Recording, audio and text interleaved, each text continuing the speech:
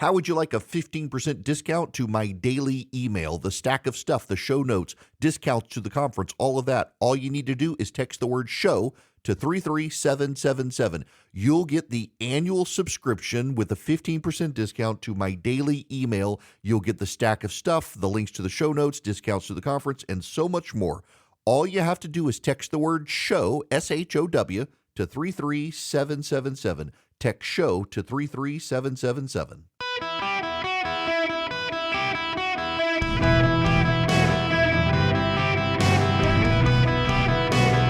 Welcome to the Eric Erickson Show podcast, Hour 2. Hello and welcome. It is Eric Erickson here. The phone number, 877-973-7425. Should you wish to be on the program, happy to have you. It is the Open Line Friday. You can also text DATA, D-A-T-A, to 33777. Should you wish to get the show notes or pre-order my book that comes out in July. Now, we got to switch gears before taking any phone calls because we got to get to what's happened down in Fulton County. We put up a clip of the show on Instagram yesterday. I should actually read you the comment from the person because we got this comment on Instagram from someone over my clip about what happened down in Fulton County, Georgia. And the guy says, who cares if they were hooking up? That is Willis and Wade. That has zero to do with her ability to prosecute this case. You should be embarrassed that you are even bringing it up. This person also says they're not in a partisan bubble, but you would never know that from their Instagram feed. It's actually very relevant. If you are outside of your partisan bubble and a thinking person, it's actually very relevant. It's very relevant because if Willis was in a sexual relationship with Wade before she appointed him as a special prosecutor, under the laws of the state of Georgia and under the Code of Legal Ethics, that is considered a conflict of interest that Willis at a minimum had to disclose, which she did not do. And to not disclose a conflict of interest is something that can disqualify you from hearing the case. I mean, this is legal ethics and the law 101. It's deeply relevant if they were in a sexual relationship beforehand. Now, the Willis team got on trial yesterday, or on the stand yesterday. Fani Willis lashed out at the people attacking her. It did her, I'm a poor, persecuted person, not on trial. Y'all are threatening democracy by daring to ask me questions sort of thing. And her team believes that she's done enough to prevent disqualification. I'm not sure they have. The reason I'm not sure they have is of course, Willis and Wade are going to claim that their relationship started later. Of course, they're going to do that. And then oddly enough, when it comes to their transactions and their patterns and behaviors, they actually claim that Wade paid for their trips abroad on his business card and that Fani Willis paid him back in cash. So, of course, it's untraceable. Very convenient that she had enough cash laying around to pay him back for trips to Belize, among other things. Very convenient to believe that. And of course, if you question it, you're a racist. That actually was the statement on MSNBC. All black people leave cash laying around their house. Now, here's what's notable because of that. One, she said she took some of her campaign cash and had it in the house, and that suggests she's using her campaign accounts to pay for her trips. But what's more notable is how it was undermined by her father on stand today. This is her father on stand in Fulton County Court today. Watch this. Listen to this. I said because he's violating. No, that's the wrong one. This one. After she was sworn in on January 1 of 2021. And on or about the 3rd of February, at probably 5:30 a.m. in the morning, there were people outside her house cursing and yelling and calling her the B word and the N word, and just, I mean, it was bizarre. Okay, I mean, it just. Okay.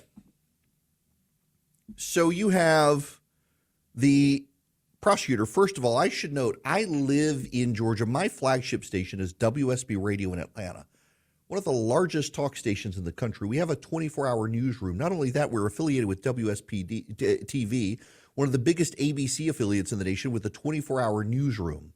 I don't ever recall this being reported in the news. You would think that Fani Willis would report this in the news if she, the prosecutor, had her home surrounded with people yelling the N word and the B word. And by the way, you should note that she took over from a black district attorney. And this all happened before the Trump stuff. I don't recall. I'm not saying it didn't happen, but I'm saying I don't recall it being news at the time. And I've asked a couple of reporters who certainly don't remember it being news at the time. But the testimony today from Fani Willis's father is that Fani Willis, her home was known to protesters and they surrounded her home. And Fani Willis wants us to believe she kept stockpiles of cash in the house where the protesters knew she lived. She kept enough stockpiles of cash in her home that she could pay cash, untraceable cash, to Nathan Wade to reimburse him for travel out of this country to the Bahamas, Belize, and elsewhere. That's what she's saying. It boggles the mind. On top of that, she and Nathan Wade have a vested interest to lie in court. What's more notable is that Nathan Wade yesterday in court claimed that he was not in a relationship with Willis while married, even though he's still married. He claims the marriage dissolved in 2015. It was irreconcilable in 2015. He was still married under the law. He was still married. So he's already on stand saying things that aren't truthful. And in their documentation and timelines, they're saying things that aren't truthful. They've contradicted themselves in multiple cases.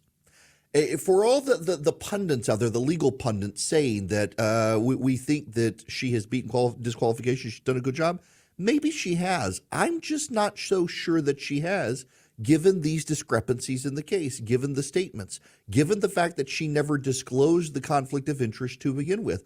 I don't actually know that she has. But of course, what we have seen in this case time and time again is that the partisans interpret it through their partisan lens. The people at MSNBC, they were quite spooked yesterday with the testimony on the stand until Willis did her "poor me, I'm so persecuted, you people are nasty." And then suddenly they're like, oh, she totally turned this around, saved herself. I don't know that she actually did. And I don't know that talking heads with biases should actually be as confident as they are. These are the same talking heads who are super confident that the Supreme Court would throw Donald Trump off the Colorado ballot, and it doesn't look like they're going to do that either. Looking at these things through partisan lenses like that is deeply corrosive. And it's one of the reasons so many people distrust the system is they're listening to these talking heads. They don't recognize or don't want to believe the partisan biases of the talking heads, and they go all in with what the talking heads are saying. I'm telling you, I don't know what the judge is going to do in this case because of the standard. I will tell you, if I were the judge, and you could say, well, Erickson, take your own advice, you're partisan. Yes, but there is such a conflict in the timeline, and you do have an uninterested party in the form of her former roommate and friend saying their relationship started in 2019. You have her father talking about her harassment at her home, that her home was known to people, and yet she wants to stockpile cash in her home. And it's just very convenient that the cash is untraceable, that she and Nathan Wade were both able to get this. Remember, she wasn't going to testify at first. She wasn't going to testify. And by her not testifying, she and Wade could talk about his testimony. And then suddenly she decided she would testify. And now she's not testifying today, and her team is telling everyone we think she did what she needed to do. I wouldn't be so sure. I wouldn't be so sure for a number of reasons. Chief among them, they've given multiple timelines. Those timelines conflict. You know what? A friend of mine is texting me as I'm talking. He's one of the few whose text messages get through while I'm on air. And I do think it is notable that, the same media that's telling us Fani Willis had her proud black girl moment yesterday, and we should be proud of her standing up and defying those white lawyers who were persecuting her. And, of course, all black women stockpile massive, massive piles of cash, enough to pay for trips to Belize in their home. And it's all racial politics and stuff. When Donald Trump lashes out in the court, he's considered unhinged. Fani Willis lashing out in court, she's somehow considered a brave warrior, not unhinged. And her testimony wasn't actually that good. It was very arrogant. It showed her hubris. Isn't it true that you met Mr. Wade October 2019 at the judges conference? We haven't gotten to the point where Ms. Willis should be treated also in this situation. I think we. I very much want to be here, so I'm not a hostile witness. I very much want to be It's not here. so much that you're hostile, Ms. Willis. It'd be an adverse witness. Your interests are opposed to Ms. Merchant's. Ms. Merchant's interests are contrary to democracy, Your Honor, not to mine. All right, let's proceed. Contrary to democracy, a defense attorney doing her best to defend a defendant is contrary to democracy. Where does this woman get off? She's an adulteress who's been cheating on a woman with a married man. She seems to admit using campaign cash to pay for a trip to Belize. I think her behavior is contrary to cash. It's just remarkable that we're at this point. She thought she could get away with it, and she's furious that she's gotten caught and exposed. And that in and of itself, the fact that there is a clear conflict of interest by having a sexual relationship with a colleague who she's paying as an outside contractor, disproportionately compared to other outside contractors, that she did not disclose it. And worst of all, she did not tell Fulton County, her county, that pays her salary and pays the cost of her office. She did not seek their permission to do this before forcing the taxpayers of the county to foot the bill. I would disqualify her. Yes, I'm a partisan. I admit it. Many of the people who are trying to say she did fine are partisans too, and they don't want to admit it. I'll admit it. But if I were the judge, there are so many red flags here in just her behavior, let alone what she actually did and the contradictory testimony. I would absolutely send this to the prosecuting attorneys panel and tell them find a new prosecutor to prosecute this, that she has disqualified herself, and Wade certainly has disqualified himself from being able to handle this. All right. When we come back, we've got to move on. We got lots of other rabbit holes to go down today, including taking your phone calls, 877-973-7425. If you want to be on the program, it's an open line Friday here on the Eric Erickson Show. Hello and welcome. It is Eric Erickson here. The phone number, 877-973-7425. Should you wish to be on the program, 2 juveniles have been charged in the Kansas City shooting. 2 have been charged thus far. There may become a third, but right now it's 2 minors in gangs. If in Kansas City they actually took prosecuting gangs seriously instead of defunding the police, maybe this wouldn't have happened. And instead they want to make it about guns. In fact, at the White House yesterday, Karine Jean-Pierre went off on guns. I'll get to that in a minute, but Pierce has been waiting for a very long time. Pierce, I want to go to you before I blow up the idiot White House press secretary. Welcome. All right. Well, I kind of added something to what I wanted to share. That's all right. At the end of your show yesterday, you said that the Department of Health is bringing a lawsuit against the state of Tennessee about a law they have that's a felony if a prostitute knowingly infects someone with HIV. Mm-hmm. So with this lawsuit, the health department is basically saying if a prostitute has HIV, then they're disabled. So they qualify for disability. Kind of. I mean, that's honestly, that's why they're filing it under the Americans with Disabilities Act. Y'all, if you don't know what Pierce is talking about here, the Civil Rights Division of the Department of Justice is suing Tennessee because Tennessee has a law that if a prostitute knowingly intends to give someone HIV in the conduct of being a prostitute, not that they accidentally do it, but that they have motive to do it. They willfully give someone HIV. and by willful, that means you didn't take precautions, you didn't use prophylactics, things like that, well, then you could be charged with an extra crime. And they're saying that violates the Americans with Disabilities Act because the woman is working as a prostitute. She has HIV. Therefore, she's classified as disabled. Therefore, you can't prosecute her for the disability. The difference is the actual argument here is that there's a difference between being a prostitute with HIV or herpes or anything else and knowingly having it and choosing not to take actions to avoid transmitting it. But the Department of Justice doesn't care about it. Just insane. All right. So beyond that, though, you had something else. Yeah. And I probably missed a portion of your show a couple of days ago when Putin came out in an interview and said that he prefers Biden as our president because Donald Trump is too unpredictable. Right. Which tells me, and if anybody is smart enough, I mean, you know, I might not be the brightest bulb in the box, but I'm not, you know, you're not Joe the Biden. dumbest either. I'm not Joe Biden.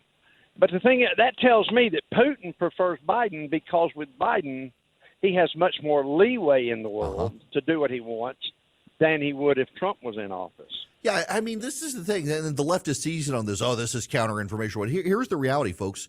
Vladimir Putin didn't invade Ukraine when Donald Trump was president because Trump was so unpredictable. Iran didn't, and Hamas didn't do what they did because Donald Trump was so unpredictable. There's some benefit to having an unpredictable man in the White House because he doesn't play by the standard rules. I mean, you know what Joe Biden does. Joe Biden's entire 50-year history in Washington has been of one of surrender and retreat. So every single person in the world knows that Joe Biden's not going to punch corn pop. He made up the story because Joe Biden the entire time when he got into the Senate, let's get out of Vietnam, and then with the bombing in Lebanon, let's get out of Lebanon, and then with the bombing in Yemen, let's get our troops out of the Middle East, and then with the Iraq War, let's get our troops out of the Middle East, and then pulled them out of Afghanistan. Now says that he has no regrets on that. Every single time there's a world incident, Joe Biden retreats and tucks tail. So, yeah, I mean, of course Putin would prefer Joe Biden to an unpredictable man like Donald Trump. Again, they didn't do what they did when Trump was president because Trump was unpredictable. Now, I got to tell you something. I got to tell you about my Eden Pure Thunderstorm that I love and travel with. I keep it in my bag. Right now, they're having a BOGO, a buy one, get one. So you buy an Eden Pure Thunderstorm, you get one for free. You buy two, you get two for free. Buy five, you get five for free. The discount code is Eric BOGO, ERICKBOGO at EdenPureDeals.com. What is it? It's an air purifier. Not only does it get rid of the dust and the pollen floating in your house with electrostatic plates, you just wipe it out on occasion.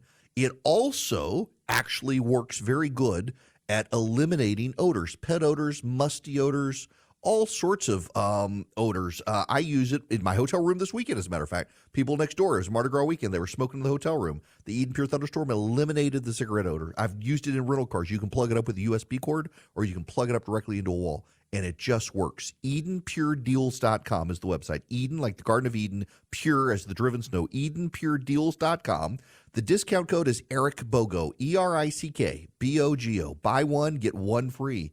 EdenPureDeals.com. Hello there. Welcome. It is Eric Erickson here. The phone number, 877-973-7425.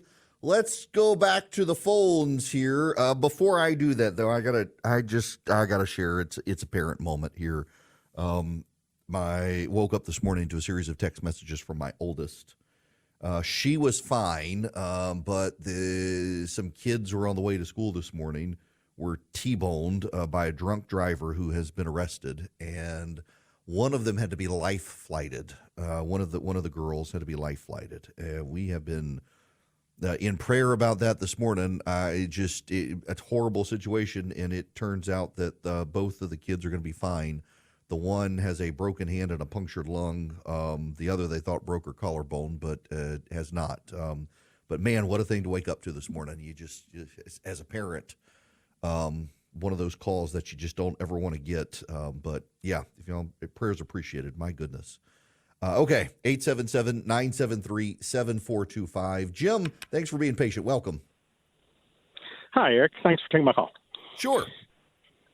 I heard you early in the week mention that that Russia was a third world hellhole. And I was just hoping you could help me understand how a third world country is capable of invading and taking over Europe. Yes, 1.3 million active duty soldiers and the largest nuclear stockpile on planet Earth.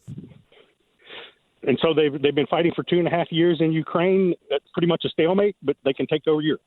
Well, they've been fighting against us. And, I mean, what are they going to do? They're not going to invade Germany. They certainly haven't been fighting against all of Europe. No, not yet. But where are they headed, though? They'll go through Ukraine, and then they'll go to Moldova because Moldova doesn't have a very massive army if we let them charge through Moldova. Is this before or after they take over Ukraine? Well, they don't even have to take over all of Ukraine. They just have to get through Odessa. They've got one more province to go before they've captured the Odessa region. And then they can start moving into Moldova. They don't have to capture Kyiv. Are there any other third world countries that are capable of taking over Europe?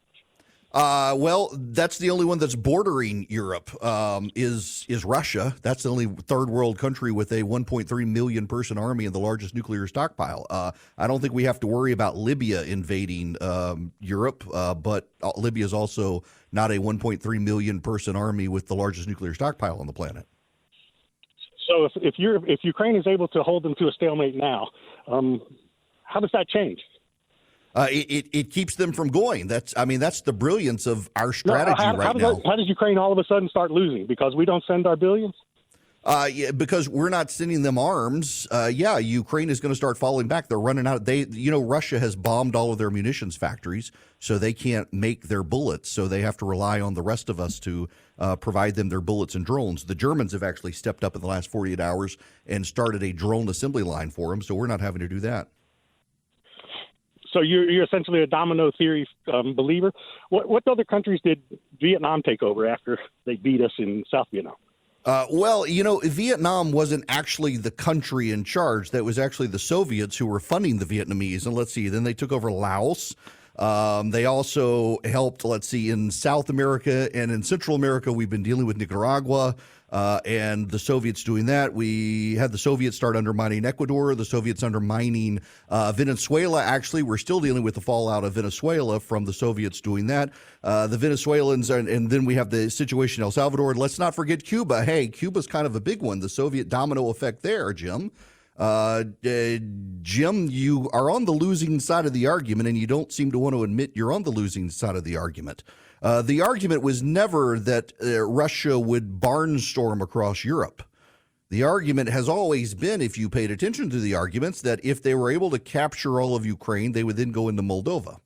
If they then went into Moldova, they would go back to the Baltic bloc, which is largely unguarded. Latvia, Lithuania, and Estonia. They have Kaliningrad south of Lithuania, so Lithuania is surrounded on both sides by the Russians, who coincidentally have been stockpiling troops there on the border with Lithuania, so much so that even the Speaker of the House of Representatives of the United States of America today, Speaker Johnson, a Trump guy, is warning about the Baltic states and Putin being emboldened.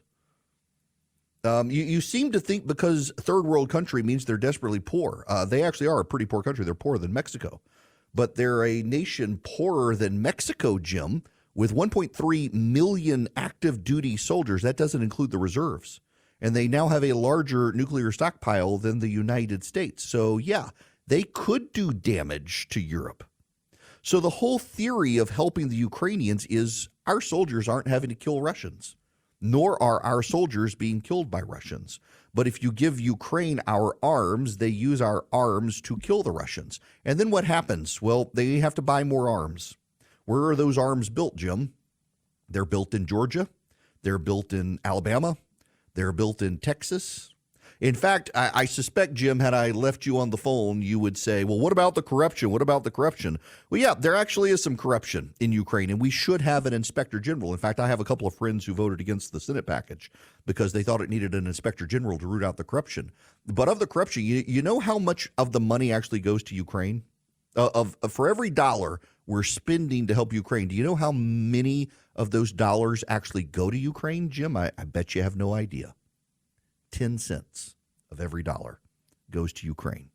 Do you know where the rest of the money goes? Well, 90 cents of every dollar used to fund Ukraine actually goes to the people of Alabama and Georgia and Tennessee and Texas and California, and where they have jobs making bullets and drones and rockets and tanks. We're actually, now I'm sure you would then pivot and say, oh, so what you're saying is this is a forever war with the military industrial complex. It's not a forever war. We actually, myself included, want Ukraine to actually come to peace terms with Russia because I don't think they're ever getting their whole country back. And historically, I'm sympathetic to the Russian claims to Crimea because Catherine the Great took it from the Turks. They've held it ever since. The Ukrainians allowed them to have their base there. I actually think Ukraine's going to have to give up Crimea. They should, frankly, give up Crimea because Russia actually does have really good historic claims to holding Crimea separate from Ukrainian claims. But Russia really still wants to barnstorm across the country and go into Moldova and then go into the Baltic republics. And if we can hold them to the eastern edge of Ukraine and then force a level of compromise between the two, then we've done a good thing by keeping the Russians out of the Baltic states and keeping us, the Baltic states, by the way, NATO territory. We would defend them whether you want them to or not. This is just the reality, Jim. It's just the reality. You can't argue with reality. You're trying to argue with reality. But the reality is, yes, a third world country with the fourth largest military on the planet and the largest nuclear stockpile on the planet could actually be a real danger to Europe if we didn't hold them where we're holding them in Ukraine. And if we don't provide the arms and munitions for Ukraine to hold this territory while we then force them into a diplomatic peace, the Russians will be emboldened to advance even further. At some point, you have to ask yourself, do you want your children to risk dying killing the Russians? Do you want your kids to go to war? If you say you don't, well, then you probably want to do everything you can to keep the Russians from moving into the NATO territory of the Baltics, which the Baltic states are becoming increasingly alarmed by. And Vladimir Putin himself, this past week, suggested they have territorial aspirations for the Baltic republics. History and facts aren't on the side of those of you who think we should just pack up and come home. I want to say this again. I don't mean to pick on Jim. Charlie, by the way, didn't actually want me to take the call, but I think it needed to be said because I keep getting these even in email. The world order after World War II was established by, among others, Winston Churchill, who knew with the economic damage and the global damage of the war to Asia and Europe that the world order needed to be placed in the hands of the United States. He actually, in his speech before the Battle of Britain, we'll fight on the beaches, we'll fight on the landing grounds, says at the end that he would hope to wait for the new world with all its power and might to enter the war and take up the cause. And he meant the United States with all its power and might. There are Americans on the far left and the far right these days who, for different reasons, want us to abandon the American world order. There are some who think we can't afford it. My argument to you who say you can't afford it is you don't know what it would be like if the United States didn't run the world order. Our interest rates would be higher than they are. Our mortgage rates would be higher than they are. Our inflation rate would be higher than it is. Our unemployment rate would be higher than it is. How do I know these things? How can I tell you these things with certainty? Because every other country on the planet is like that because they're not the leader of the world order. We actually get a discounted rate in trade. We get a discounted rate in currency conversion. We get a discounted rate in inflation. We get a discounted rate in employment because we lead the world order. The world order is the American world order. It's not the Russian or the Chinese world order. As a result, we have the lowest inflation among countries on the planet. We have the lowest unemployment. We have the best interest rates on the planet for people who want to buy houses, and it's still too high. And that's the wild thing here is it's bad for you and me. We don't like it, and yet we're still better positioned than everyone else. Why? Because every dollar that is transmitted around the globe right now is transmitted in dollars. Every dirham from the United Arab Emirates, every yen from Japan, every euro, when it's transmitted around the world, is converted into an American dollar. We don't have to pay that exchange rate because we have the dollars. Therefore, we get a discount when money is transferred. That's why China is trying to get countries around the world to give up trading in dollars because they want to economically impact us. And what's notable is that many countries haven't. When Milei took over Argentina a few weeks ago, you know what he did? He tied the Argentine money to the United States dollar, not to the Chinese currency. He tied it to our dollar. it benefits us to be the leader of the world. Some of you think we can't afford it. I'm telling you, you can't afford for us not to. You don't know what it's like. You go to Europe or Asia and you trade there. You see what's going on there with their countries, with their unemployment, with their inflation, with their interest rates, with their economic trade zones. We benefit because we run the world order. If you surrender that world order, someone's going to pick it up. There will be a power vacuum, and the people who pick it up will not have your values. They won't share your values. They won't value your freedoms. They won't care about you. They'll care about themselves. The thing with the United States being in charge is for all the belly aching from the left about how we're a horrible colonial imperial power and all the belly aching now from the far right that is exactly the same. You should note the far left and the far right echo the same criticisms of the United States. They want us to give up the world order and let someone else be in charge of it.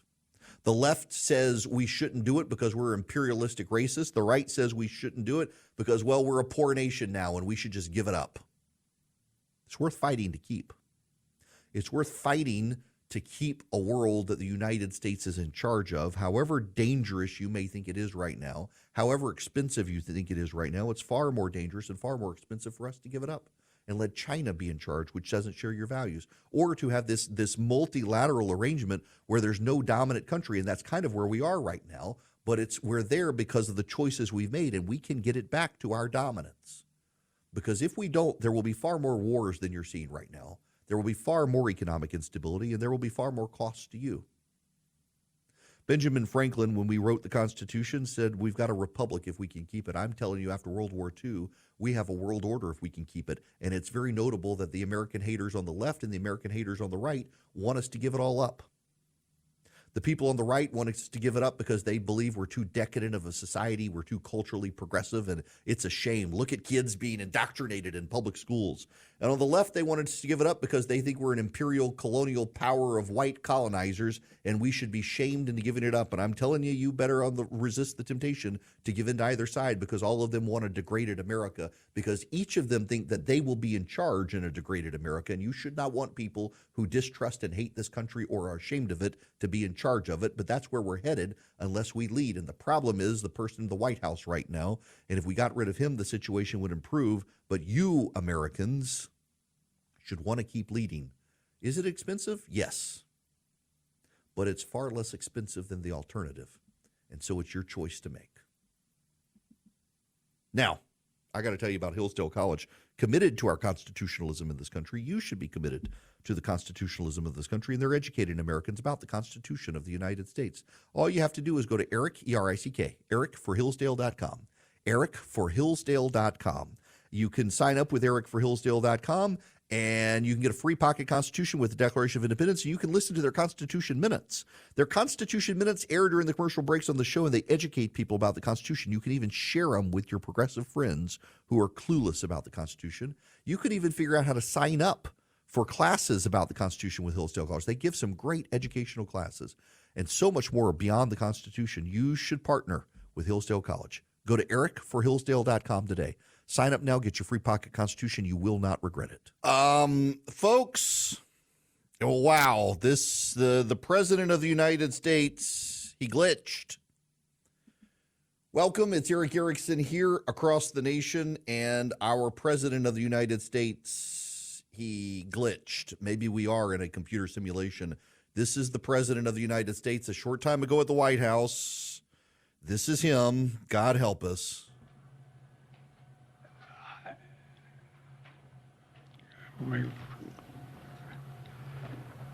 I guess I should clear my mind here a little bit and not say what I'm really thinking, but let me be clear.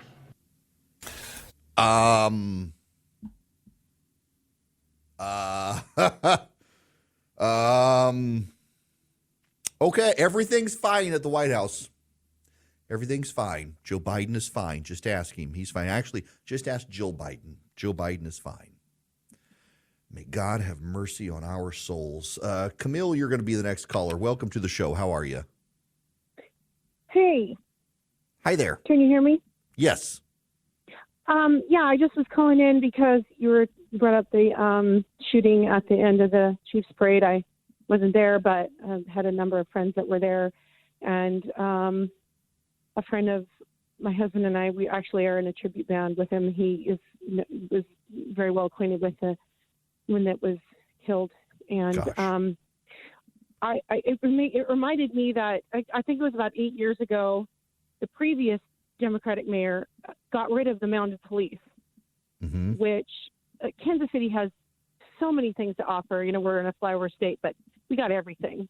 It's super cool. I'm not a native Missourian. I moved here from California 18 years ago. Thank goodness I don't live there anymore. But they got rid of them. And I remember I rode in a parade after those cops were killed execution style in Texas. Oh, gosh. I don't know if anybody remembers that, but they were, a friend of mine's friend organized a ride. It was called Cowboys for Cops. 100 people, mounted people, showed up. And we just rode from Kemper Arena to Union Station and back, just showing our support. We were escorted all the way there and all the way back by LEOs. And then the next year we missed it because my friend was out of town. I was riding her horse. She had horses. I'm a horse equestrian. Camille, I got about 30 seconds left. And so I just wanted to say that was a stupid decision. They need to bring him back because Kansas City is beautiful. And if we don't protect it, people are going to take their money elsewhere.